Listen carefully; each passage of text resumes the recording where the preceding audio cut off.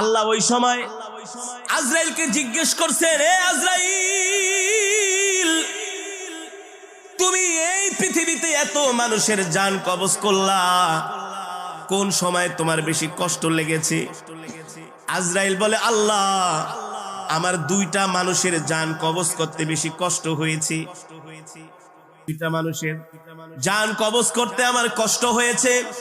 হায়াতুল হায়াওয়ানের মধ্যে এসেছে, আল বিদায়া ওয়ান নিহায়ার মধ্যে এসেছে। আজরাইল বলে, আমার দুইটা মানুষের জান কবজ করতে সবচেয়ে বেশি কষ্ট হয়েছে।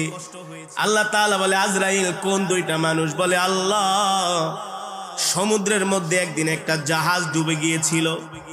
ওই জাহাজের মধ্যে একজন গর্ভবতী মহিলা ছিল, সে ছিল প্রেগন্যান্ট। যখন সমুদ্রের মধ্যে জাহাজটা ডুবে গেল, নদীর তরঙ্গমালা ঢেউ